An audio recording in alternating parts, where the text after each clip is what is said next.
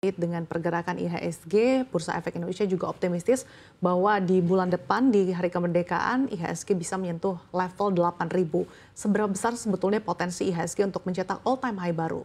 Ya, kalau untuk berbicara tentang angka all time high baru di 8.000 itu kita mesti telah lebih dalam tentang emiten per emiten ya, karena kita tahu pergerakan indeks selama bulan Juli ini kan lebih banyak ditopang oleh saham-saham konglomerasi ya. Dan juga ditambah dengan saham-saham IPO seperti CDIA dan Koin dan beberapa saham IPO lainnya. Nah, ini perlu kita cermati apakah penguatan saham-saham konglo di bulan Juli ini perkiraan kedepannya akan seperti apa gitu. Karena kalau kita lihat secara normalnya saham yang mengalami kenaikan cukup signifikan dalam beberapa waktu itu tentunya harus mengalami koreksi secara sehat, dan ini mengindikasikan kalau memang indeks kita ditopang oleh saham-saham tersebut, apabila saham-saham tersebut mengalami koreksi dan tidak ada penopang lainnya, ya otomatis indeks kita besar kemungkinan malah akan mengalami koreksi ke depannya. Nah, tetapi kita tahu di akhir bulan ini sampai bulan depan itu kan ada rilis laporan keuangan Q2 emiten-emiten kita. Nah, ini saya berharap ini bisa menjadi salah satu penopang baru daripada indeks kita untuk kembali menguat dan sampai menyentuh di level 8.000 di bulan Agustus nanti apabila rilis laporan keuangan emiten-emiten ini bisa dilihat dan hasilnya itu baik gitu.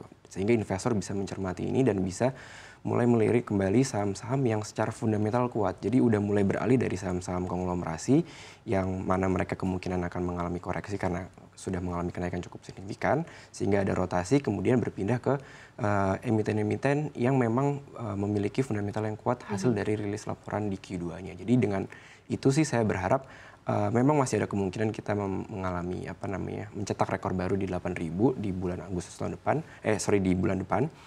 Dan dengan faktor tadi itu sih saya melihatnya seperti itu. Ya, ini bisa jadi kado 17-an HUT Republik Indonesia betul. Ya kalau bisa mencapai 8.000 ya Alvan ya. Nah, terkait dengan saham perbankan juga nih, KSSK ini kan menyatakan stabilitas sistem keuangan terjaga dan OJK juga menyampaikan kinerja perbankan dalam kondisi baik. Nah, apakah hal ini tuh yang mempengaruhi psikologis pasar untuk mengoleksi saham perbankan dan juga menjadi faktor penopang begitu bagi saham perbankan? Iya, betul. Kalau kita lihat lebih dalam tentang emiten perbankan kita, memang baru satu yang mengeluarkan rilis laporan keuangan di Q2 2025 yaitu BNI.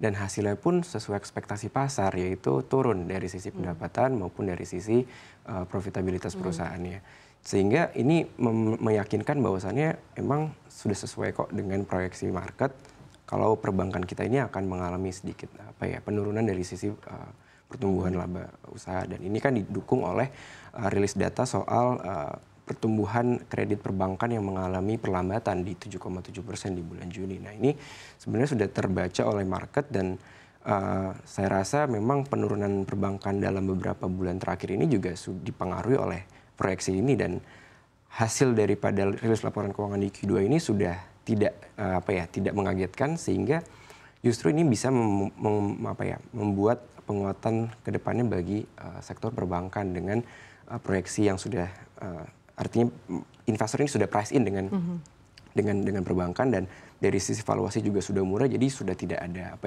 alasan untuk tidak masuk nih ke perbankan. Cuman memang kita perlu cermati lagi rilis laporan keuangan di beberapa emiten perbankan seperti BRI, Mandiri dan juga BCA yang sampai saat ini belum mengeluarkan ya, kemungkinan hari ini atau besok. Itu yang mesti kita lihat ke depannya, dan seperti itu sih saya melihatnya. Oke, di tengah pelaku pasar yang sudah price in dengan hasil laporan kinerja keuangan saham-saham perbankan di kuartal pertama ini, artinya ada ekspektasi, ada perbaikan ya di semester 2, apalagi Bank Indonesia kan juga sudah memangkas suku bunga sebanyak 3 kali kan. Betul. Nah, seberapa besar sih peluang saham perbankan ini bisa rebound di semester 2 mengingat valuasinya juga sudah murah? Ya betul sekali. Memang kebijakan pemangkasan suku bunga yang dilakukan oleh Bank Indonesia di tahun ini itu menjadi katalis positif bagi perbankan, betul sekali, karena kita tahu di semester 1 mengalami penurunan dari sisi profitabilitas khususnya di BNI.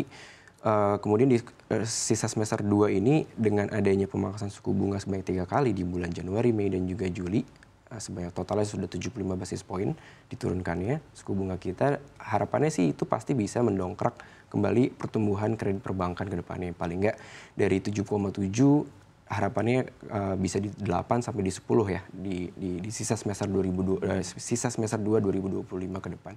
Nah, ini tentunya akan menarik bagi perbankan. Kenapa? Karena dengan menurunnya suku bunga acuan BI, tentu saja diharapkan bunga bank ini juga bisa turun, bunga kredit bank, sehingga bisa kembali meningkatkan dari sisi masyarakat untuk kembali melakukan kredit, baik itu masyarakat maupun juga perusahaan, dalam melakukan peminjaman baru terhadap untuk tujuannya untuk seperti ekspansi perusahaannya dan kedepannya, sehingga diharapkan perbankan ini dapat pulih dan investor juga melihatnya sini sebagai sentimen yang sangat positif dari pemangkasan suku bunga BI ini.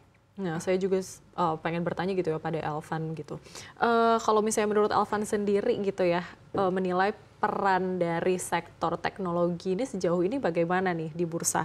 Apakah ini hype-nya akan berkelanjutan atau mungkin publik udah mulai jenuh gitu? Ya, kalau teknologi sendiri kan kalau kita lihat di sektor teknologi itu di dalamnya sangat ditopang oleh satu emiten saja ya, yaitu DCII.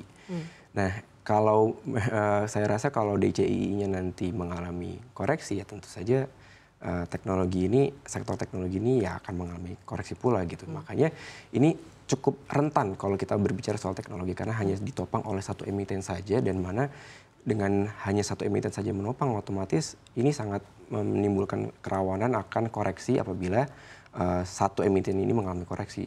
Makanya dengan koreksi satu emiten ini bisa berimbas pada koreksi secara sektoral teknologi itu sendiri. Walaupun memang secara sektoral teknologi memang memiliki andil besar dalam pergerakan indeks kita, terutama di bulan Juli, tapi itu tadi karena hanya digerakkan oleh satu emiten saja.